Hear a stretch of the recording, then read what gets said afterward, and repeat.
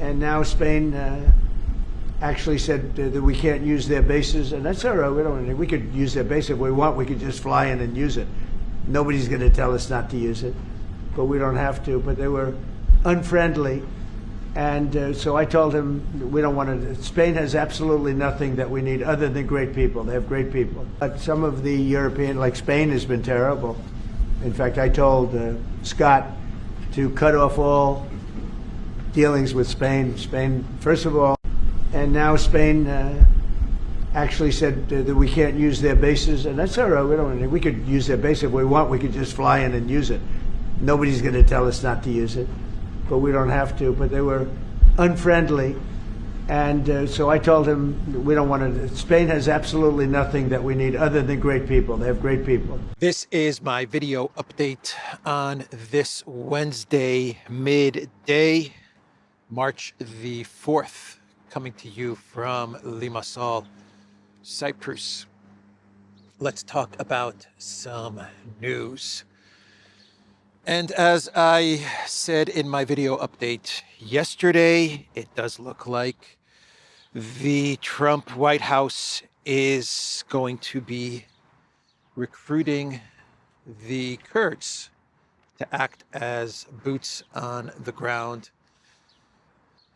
in Iran. I was going to say in Ukraine, in Iran. The CIA working to arm Kurdish forces to spark uprising in Iran, sources say. So it's the Kurds. That's who they're going to go with. Probably a mix of Kurds and ISIS. That would be my guess, with some special ops and CIA to coordinate everything. But first, the United States and Israel, they have to weaken Iran sufficiently enough so that they feel that it is time to move the Kurds and the other militias into Iran, so that they can try to destabilize the situation further and lead to an overall collapse of the country. That is the plan. That's how it looks. And now you have the media running stories like what I just read to you from CNN, getting the Kurds in there to destabilize things. So the reason that over the past couple of months you've had all of these reports and statements from top officials in Israel, for example, talking about how Turkey is problematic, and a lot of reports claiming that after Iran, Turkey is next on the conflict regime change list. The reason that you had all of that stuff going on over the past couple of months, all of these statements about Turkey, is not because Turkey is next on the list, not because Turkey is going to be regime changed or anything like that. Remember, it was Turkey, Israel, and the United States that worked together to carve up Syria. But now that you have the Kurds being recruited and being put in place to act as the first wave of ground forces into Iran, you had to send a message to Erdogan. So that's what all the reports and statements were about Turkey being problematic. I believe even Naftali Bennett, the former prime minister of Israel, actually said something about Turkey. I think I read one of his statements a couple of days ago where he said something about Turkey being a problem. So basically what all of that was about was keeping Erdogan in check. It was a warning to Erdogan because he gets very nervous when stuff goes on with the Kurds, because the Kurds are a big problem for Turkey. And the last thing they want is to have Erdogan messing things up for their Kurdish invasion plan into Iran. So they're basically telling Erdogan, behave, don't do anything to the Kurds in Turkey or in Syria while we get Kurds to invade into Iran. Don't take advantage of the situation. Don't F things up. They're keeping Erdogan in check, and so that's why you had all of the statements about Turkey, specifically coming from Israel, but also from collective West media. So the Senate, I believe, it was the Senate or maybe even the House and Senate, but they had a meeting yesterday, a classified briefing on Iran and what's the plan for Iran and this war. And they came out of that meeting, or at least a lot of lawmakers came out of that meeting saying that there is no plan. They have yet to understand what exactly the plan is, what exactly the Trump White House's goal is in this war. And they started to talk about boots on the ground. They're preparing the American public to start to accept the fact that there will be boots on the ground. First the Kurds and ISIS and other militias, accompanied by consultants, advisors, special ops, CIA, and I think everyone understands where this is going. Check out this title from Politico. Lawmakers anticipate Trump will seek emergency funding for open-ended Iran war. Open-ended. It's no longer a weekend operation. It's no longer limited. It's no longer about obliterating their nuclear facilities or even assassinating Iranian top officials. It's now open-ended. Also from Politico, Trump is running out of time to sell his rationale for Iran war. Senior officials keep offering justifications for the conflict with Tehran that the president upends. First, start the war, then figure out how to sell the war to the American people. You're not only going to have to sell an Iran war, but you're going to eventually have to sell an open-ended, boots-on-the-ground war to the American people. What did Politico say in this article? Time is running out for Trump to sell the war. The Trump administration hasn't figured out how to sell Iran, and it's running out of time as the administration scrambles to explain the attacks, suggesting that Iran was either on the precipice of having nuclear weapons, possessing ballistic missiles, or attacking Israel. Trump allies are warning the window for the White House to make its case to the president's most loyal supporters is closing. Yeah, you got to make the case to the president's most loyal supporters, not to the American people. The window is closing, according to Politico. Well, if you want to sell something, they've got a good salesman, I guess, in Trump, right? The Art of the Deal. The Art of the Deal, The Apprentice, the reality TV show, real estate billionaire, and his team of real estate billionaire negotiators, family members, neocons like Rubio, who was asked yesterday about his comments 2 days ago. He was asked yesterday about the comments that he made 2 days ago, which I talked about on my video update from yesterday, when he was asked by a journalist about the war with Iran. Why are we in this war? Why now? And Rubio's explanation, basically his explanation, was that they knew Israel was going to attack Iran, and they knew that Iran was going to retaliate against Israel's attack by possibly retaliating even against the United States. So they launched a preemptive attack on Iran in a defensive way. I believe that's the Rubio war doctrine, a preemptive strike in a defensive manner, in a defensive way, basically admitting that the United States was pulled into this war by Israel. That was the basic admission by Rubio. And this caused a huge uproar across the entire United States, with many people in the media, many analysts. They started to ask even more questions after Rubio's statement, which was a clear admission that Israel had pulled the United States into this conflict by threatening, by actually moving forward, not even threatening, by moving forward to attack Iran. And Rubio was asked about this yesterday. And Rubio's response to the reporter who asked him this question, so the reporter asked him, yesterday you told us Israel was going to strike Iran and that's why we needed to get involved. But today the president said Iran, and then Rubio interrupted the reporter and said, no, where were you yesterday? And the reporter's response, yes, I asked the question.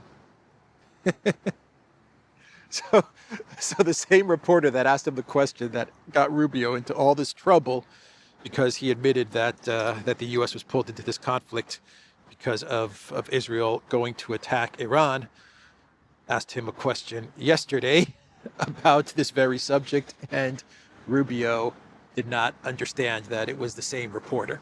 Where were you yesterday? I was the guy that asked you the question that got you into this mess. And now I'm asking you again to comment on what you said 2 days ago. Yeah, their messaging is in shambles because they're trying to lie their way out of this debacle, out of this quagmire. They're trying to lie their way out of this quagmire that they continue to escalate. Yeah, they are escalating. They are absolutely pounding Tehran, trying to level Iran. Claims that from the Trump White House that they have now destroyed Iran's navy. They're destroying the security infrastructure and architecture of Iran. They actually tried to take out the building. Well, they did destroy the building where the Iranian clerics were voting on the successor to Khamenei. And at first it was thought that they had killed all of the clerics that were voting for the new supreme leader. And later it was announced that there was no one in the building, or at least the clerics were not in this building, and they were voting remotely from secure locations. But they're just trying to cause chaos and just level Iran and get it to a point where they can then send in the ground forces. That's how it looks.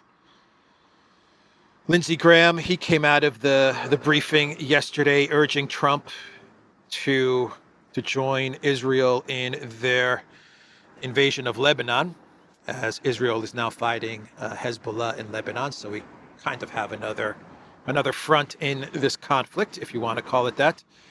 Lindsey Graham said that it is time for Trump to join the Israeli military fighting in Lebanon. He also reacted to the briefing on Iran strikes, saying it's not if they fall, it's when they fall. The demise of this regime is at hand, and the goal is to make sure they can never be a threat like they were before. Is that the goal now, Lindsey? Is that what this is all about? By the way, the United States, the Trump administration, is going to request an additional $50 billion to compensate for weapons used in this war so far. And Trump has also called in the CEOs of Lockheed and Raytheon and other MIC companies to the White House so they can talk about dwindling stockpiles of weapons, for which Trump said in a Truth Social post, the weapons are unlimited. They're the best weapons. I like it. They're the best weapons. Unlimited. But we're also going to go around the world and look for stockpiles. That was his Truth Social post yesterday. Now he's calling in the CEOs of the MIC companies to talk about the dwindling, depleted ammunitions. So that is also going on. But another 50 billion. We're just getting started. Just getting started. The MIC is loving this. 4 days into this conflict, and they're already about to pocket a cool 50 billion.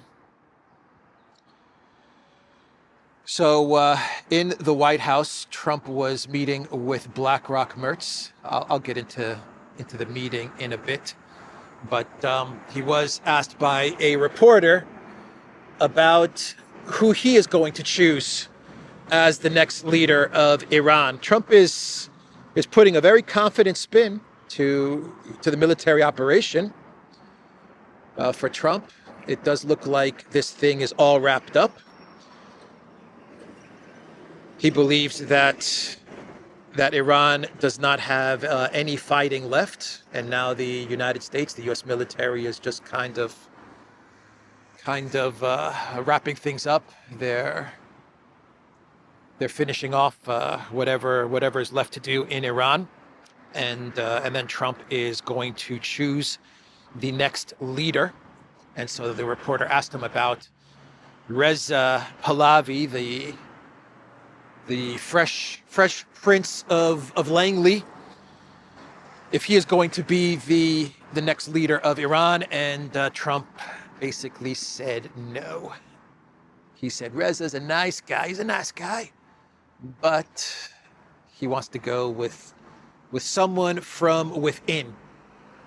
That was his message to the reporter.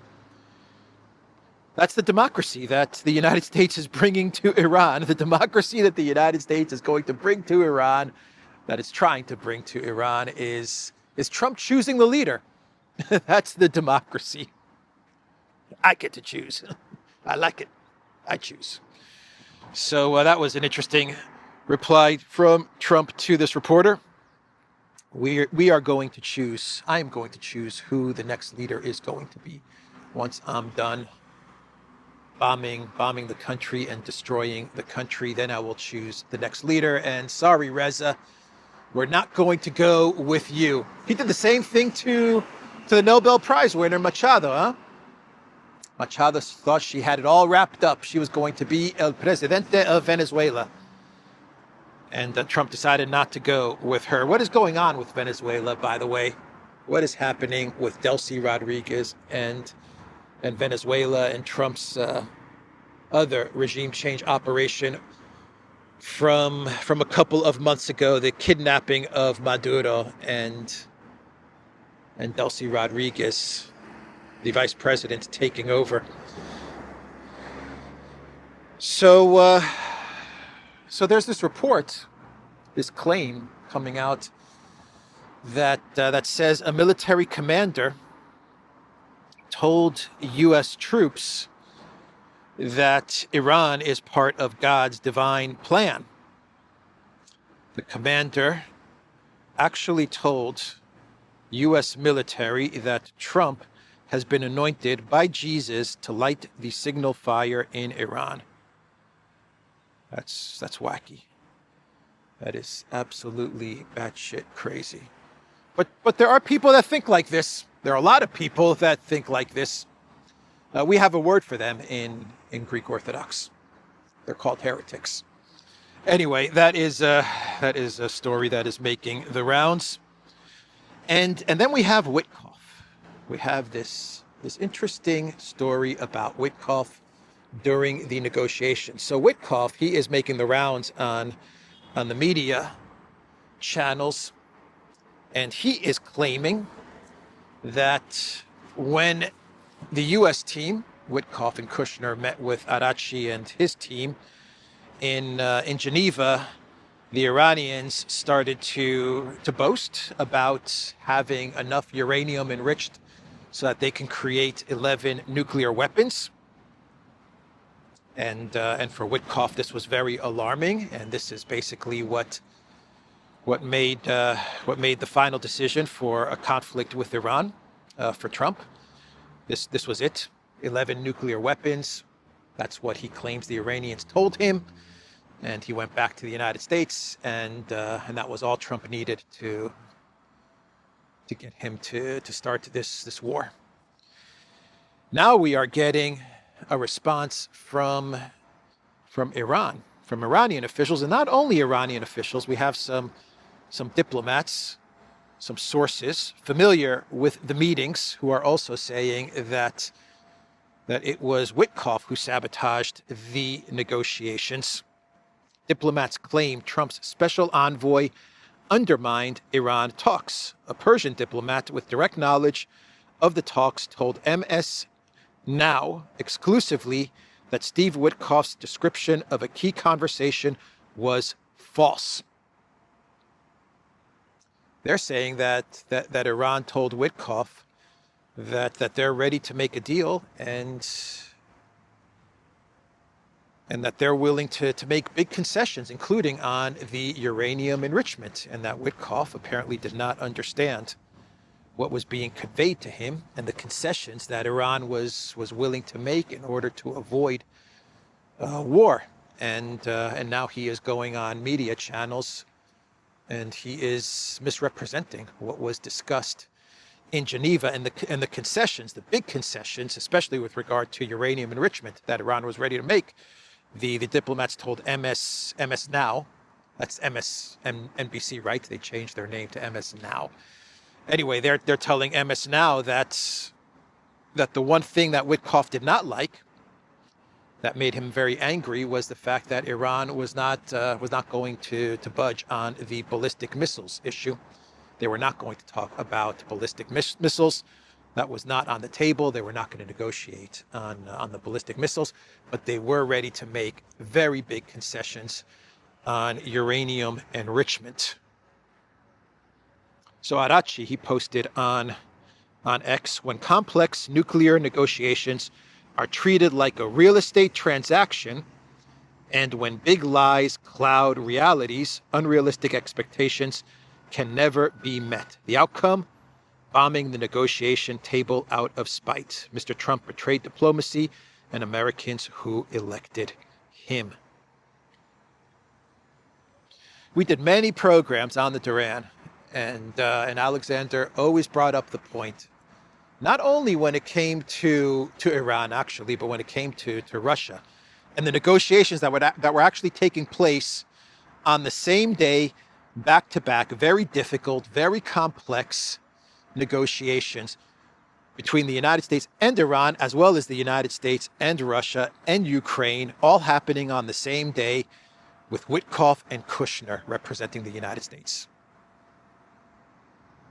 Rubio, the Secretary of State, nowhere to be found. He was not at these negotiations, even though one would think that the State Department would be leading the negotiations. Actually, the Iranian diplomat and the other diplomat told MS Now that they found it very odd, very offensive, actually, that you have these very difficult, complex negotiations and you don't even have the Secretary of State and the National Security Advisor, by the way, Marco Rubio, at these negotiations. Actually, they said that Rubio decided that it was more important during the day of meetings in Geneva for him to be meeting the defense minister of Greece. That seemed to take priority over this meeting with Iran in Geneva. And so Alexander's point in all of this was not only do you not schedule such important negotiations, two different sets of important negotiations on the same day, you don't do that, but you don't even have a proper diplomatic team in place. What you have is a real estate guy and the president's son-in-law trying to negotiate two sets of very difficult, complex crises. And so it looks like this is the result. This is the result of having Witkoff and Kushner as your chief negotiators with Iran, and then on the same day with Russia and Ukraine. Nothing's going to get done, and things are going to be misunderstood and misrepresented because Witkoff and Kushner are not diplomats. No one even knows what Kushner is, by the way. Well, what is Kushner? He's the son-in-law of the president, but what's his role in the White House, in the administration? No one even knows. I don't even think it's been defined. But there he is, negotiating with Iran, negotiating with Russia and Ukraine. And so the outcome, as Arachi points out, is that you end up with a war. So Bloomberg put out an article with the title, Europe's economy can ride out Iran war, if over in a month. If over in a month. JP Morgan, as well as Goldman Sachs, I believe they put out a report saying that yeah, Europe can perhaps make it if the war is concluded in about 25 days. If they cannot get this war ended in 25 days, then Europe is going to have a major gas problem. A major gas problem. I've got a gas problem, says Ursula. Tatters, my tummy hurts, I have a gas problem. That's going to be a big time gas problem, big time for Europe. So they have about 25 to 28 days. That is what JP Morgan and Goldman are saying, and that is what Bloomberg is reporting. And all of this stems from the fact that Qatar has shut down its gas, and the EU was dependent on pretty much three sources, but they were very much dependent on Qatar. They're now very much dependent on the United States. You have gas here in the Mediterranean. All here in the Mediterranean. Cyprus, Israel, Egypt. So now you have Qatar offline. The EU has sanctioned Russia, right? That was easy gas. Pipeline directly to Europe. Cheap, reliable, dependable pipeline gas. They said, nah, let's sanction all of that. Let's sanction the Russian pipeline gas. Let's sanction the Russian LNG gas. Let's go after the Russian shadow fleet. Let's do that as well. Everything will be okay. What could possibly go wrong? We're diversifying, said Ursula. We're diversifying. We're gaining energy independence, she said. She said that 3 weeks ago. She came out and said, we are getting energy freedom, energy independence by further sanctioning Russia and further sanctioning the Russian shadow fleet and cutting off Russian gas to the EU and all of Russian energy, oil and gas, to the EU by 2027. Energy independence. And we're going to force Slovakia and Hungary to also cut off Russian energy because we need them to get a taste of this energy diversification and energy freedom. We want Hungary and Slovakia to taste some of this energy freedom. Tastes so good, doesn't it? So you got that. You got Qatar offline. You got Russia offline. What happens if the Trump White House, because this is going to be an open-ended war, right? Could be a long war. Maybe it's going to be a short war. Maybe Trump is correct in his assessment, and this is going to be over in a couple of days. Could happen. But what if this ends up being a long conflict? What if the Iranian people say, nah, we don't want Trump to choose our leader, and if any Kurds enter our country, we're going to smash them? What if that happens? And what if Trump says, because we're in a long war, the United States, we need to conserve our energy. So no more LNG exports, no more U.S. LNG exports. Possible. Trump could do these things.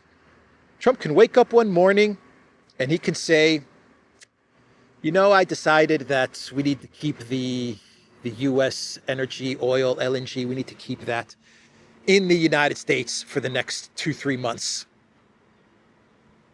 That's possible. Very, very possible.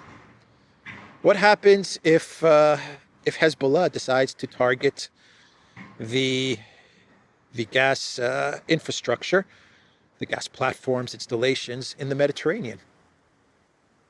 They already sent a couple of drones into the Akrotiri base here in Cyprus, just down that way. What if they decide to target these installations? Which my understanding is that they have very little to no security. The platforms for this area, the Mediterranean, which is why Greece is sending some F-16s, a couple of F-16s to Cyprus. They're sending a couple of boats. The UK is trying to send a couple of boats, though they can't figure it out. And France is sending, I believe they're going to send the Charles de Gaulle. They're going to send their big one to the Mediterranean. It's not to protect Cyprus, it's to protect the gas and energy interests. That's why they're coming here. And the UK can't even figure out how to send one boat, one ship to protect their overseas territory, allegedly protect their overseas territory. They can't figure it out. And this is the same UK, by the way, that just a couple of weeks ago was talking about how they're going to get into a conflict with Russia in Ukraine. The same UK that was saying we're going to send boots on the ground into Ukraine to take on the Russians and we're going to smash the Russians. They can't even send one ship to their overseas territory, their base here in Cyprus. They have to get the French to do it for them. But Macron, he did announce that he is going to create, that should be my clown world, he is going to create a coalition to resume and secure traffic in the Strait of Hormuz. Macron loves them coalitions. Coalition of the willing, coalition of Hormuz. That's Macron's answer. Let's create a coalition. Ursula, let's create a fund. Macron, let's create a coalition. Okay, you do that, Macron. You create a coalition. Vučić came out with a statement, the president of Serbia, and he said, oil prices will kill us all. He believes that Europe will plunge into hell due to the closure of the Strait of Hormuz. Well, Mr. President Vučić, it might not only be the closure of the Strait of Hormuz. It might get a lot worse than that if this thing drags on. So, as I predicted in a post on X that I made 3 days ago with regards to the Druzhba oil pipeline, you know the Druzhba oil pipeline, the oil pipeline that Zelensky does not want to start, that feeds into Hungary and Slovakia, and Zelensky, under the orders of the EU, that would be my guess, the EU were telling the Green Goblin, don't start the pipeline because we want to put pressure on Orban as he heads into elections. That was just a week or two ago. Now it looks like the EU is begging Zelensky to start up the Druzhba. And I predicted this in a post on X by saying, you know what? Here's a thought. Maybe the EU should contact Zelensky and restart the Druzhba oil pipeline. That is the post I put on X 3-4 days ago. And now we are getting reports from the Financial Times that the EU urges Ukraine to allow access to pipeline carrying Russian oil. Kiev says evidence shows Druzhba pipeline is too damaged to restart supplies after attack by Moscow in January. EU Commission spokesperson says von der Leyen will hold a call with Ukraine's Zelensky to discuss energy security related items. Le Barnum Ver. Le Barnum Ver. P.T. Barnum, Zelensky. Yeah, the EU is now panicking. And now they're begging Zelensky to just start up the Druzhba pipeline. Actually, Orban even sent a letter to Ursula, and he is saying, look, we need to send people to the Druzhba to inspect the pipeline, to confirm if it's even damaged, because as Hungary and Slovakia, we believe it's not even damaged. And that Zelensky could start this thing up tomorrow if he wanted to. And you know what Zelensky is saying with regards to inspectors coming to check out the pipeline? He is saying, no, I don't want anyone to come and check out the Druzhba. an admission that it has not been damaged and that it can operate tomorrow. And we'll see if Ursula can pressure Lebanon Vert to start up the Druzhba. Ursula does have tools, but will she actually use those tools on her little buddy? On her little buddy, Le Green Goblin? We'll see. We will see. Politico is reporting that Ursula and Kaja Kallas are fighting again. EU, von der Leyen, and Kallas on collision course amid Iran war. The two officials are reportedly engaged in a tacit turf war while failing to coordinate a response to the Middle East escalation. And you go through this article, it doesn't even tell you why they're actually fighting, to be quite honest. They're just trying to get their message out about the Iran war. And Kallas wants to put out her message about the Iran war, and Ursula wants her message to take precedent about the EU stance in the Iran war, and they're just kind of fighting between themselves, Ursula and Kallas. Great time to fight. Stunning and brave, and Van der Wassel. So while Macron is talking about putting together a coalition to safeguard the Strait of Hormuz, Trump is saying we don't need no stinking coalition. We'll do it as the United States. We'll protect ships. We'll insure ships, and we will protect ships that move through the Strait of Hormuz. I actually said this in a video as well 3-4 days ago, didn't I? I said that maybe the United States should insure ships that go through the Straits of Hormuz, when we got the word that Lloyd's of London was saying, nah, we don't want to provide insurance to ships that are moving through the Straits of Hormuz. I brought it up. Maybe, just maybe, the U.S. can provide insurance, because right now all of those ships are not being insured by Lloyd's of London, and that means that they are part of the Shadow Fleet, right? We have a whole bunch of Shadow Fleet tankers now in that region. Anyway, Trump, he posted on Truth Social. Let me read you what he posted. This may be a long video today. We have so much news to get to. Anyway, here's what Trump posted. Effective immediately, I have ordered the United States Development Finance Corporation to provide at a very reasonable price political risk insurance and guarantees for financial security of all maritime trade, especially energy traveling through the Gulf. This will be available to all shipping lines. If necessary, important words, if necessary, the United States Navy will begin escorting tankers through the Strait of Hormuz as soon as possible. No matter what, the United States will ensure the free flow of energy to the world. The United States' economic and military might is the greatest on earth. More actions to come. Thank you for your attention to this matter, President Donald J. Trump. So provide insurance and provide an escort, maybe, possibly, he says, if necessary and possibly, the United States is going to provide an escort to ships. And since we're talking about ships, look at all the ships right here. I've never seen so many ships.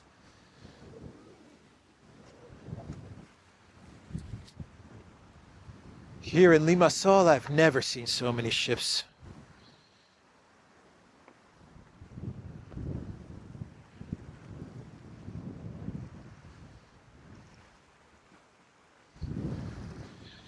So the problem that Trump has is that right now the American ships are out of range from Iranian attacks. For the most part, they're out of range from serious threats from Iran. But if they move into the Strait of Hormuz, they're sitting ducks.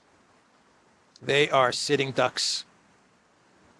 So I don't think he'll be able to do this. I don't think the United States will be able to provide an escort to these ships, which means that the energy situation will remain as is. Clock is ticking for the EU, for Europe, for the world. And so what do you do with all of this in a situation, if you're the United States and you have this situation, you're in a war, You have all this chaos going on. You could have a financial meltdown, an energy crisis, a global energy crisis. What do you do if you're the United States, if you're the Trump administration? Well, you start another war. That's what you do. You start another military operation. U.S. military just launched an operation with Ecuadorian forces against a designated terrorist organization in Ecuador. Yep, that's the plan. That's the solution to all of this. In a war with Iran, let's start up something in Ecuador. Why not? So we'll see what happens there. Let's do a clown world, a couple of clown worlds, and we'll wrap up today's video update. The BBC, they were talking about the situation in Cyprus, and they couldn't even spell Cyprus. The BBC could not even spell freaking Cyprus. They spelled it C-Y-R-P-U-S. Cyprus. There's a situation going on in Cyprus. Cyprus. The BBC, paid for by British taxpayers, by UK taxpayers, and they can't even spell Cyprus. So let's go to the clown world, which is without a doubt Mertz's meeting with Trump in the Oval Office. And this has to do with Germany, it has to do with Mertz, and it has to do with Spain. With Spain, everybody. The Durand shop. Pick up your Spain shirt from the Durand shop. Shirt, long sleeve, t-shirt, hoodie. The beautiful flag of Spain. I like it. I like it a lot. Like this video. Share this video. Subscribe to this channel. So let's get back to BlackRock Mertz. So Mertz goes to the United States. One would think he's going to the United States to tell U.S. President Trump, Mr. President, please wind down this conflict.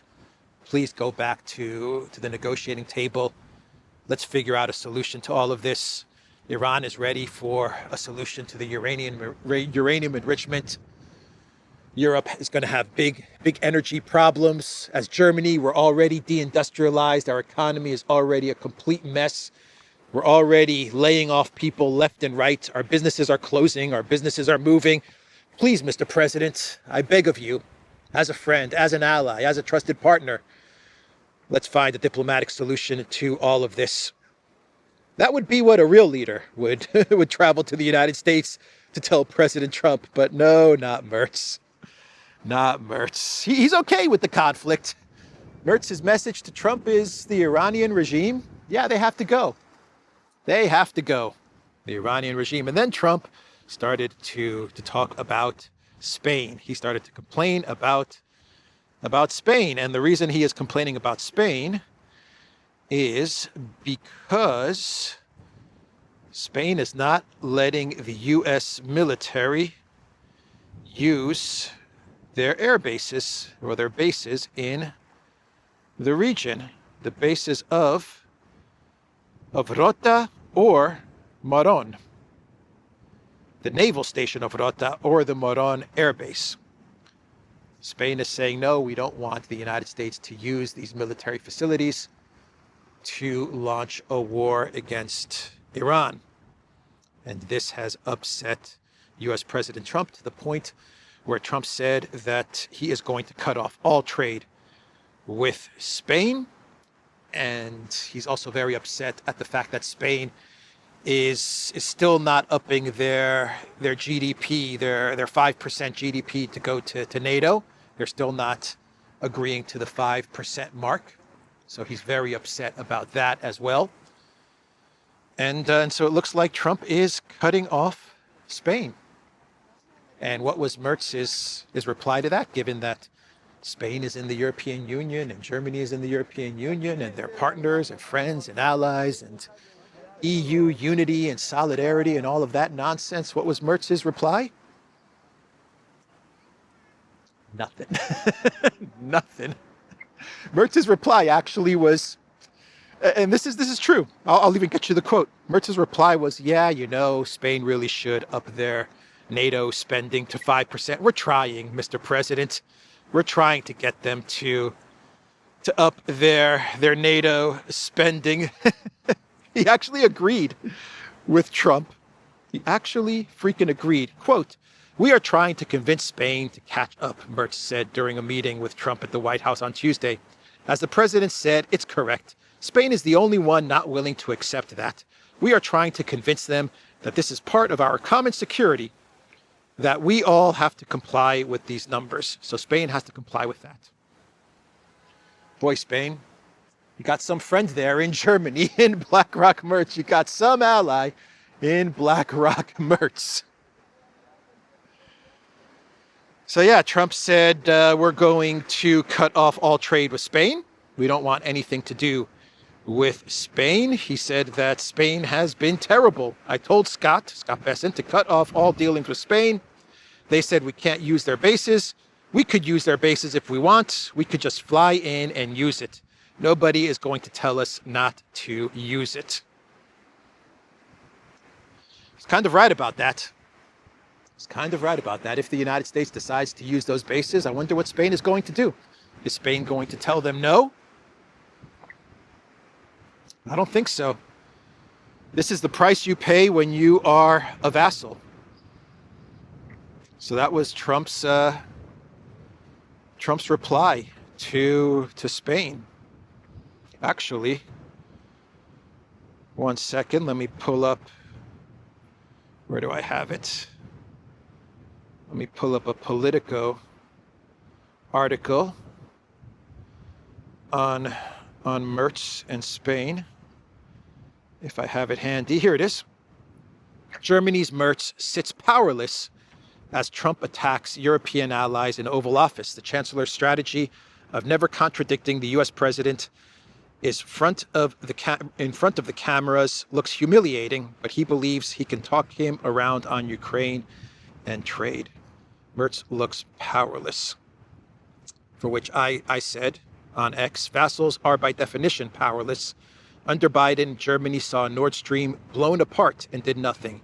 Why would Mertz dare confront Trump on Spain?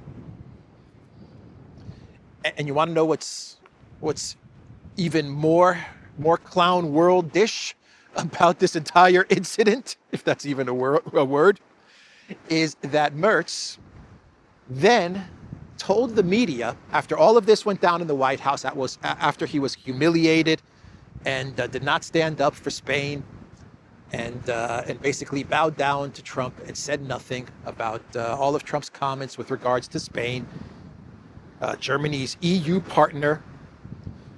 Mertz actually goes in front of the media and then talks about how Russia has feet of clay, and the collective West must increase their pressure, their sanctions, their military escalation against Russia, because Russia is powerless and weak and they're ready to collapse. That was Mertz's response after this meeting, after complete humiliation of Mertz and of Germany at this meeting in the Oval Office with Trump in the White House. His response was that Russia has feet of clay. Russia is weak. So we must increase the pressure on Russia. BlackRock Mertz, bro. Embarrassing. Anyway, that is the video, everybody. theduran.locals.com. We are on X. We are on Rumble and Telegram. I already talked about the Duran shop. So definitely check out our merch at the Duran shop. And I will see everyone tomorrow. Also, check us out on Substack. The link is in the description box down below. Take care.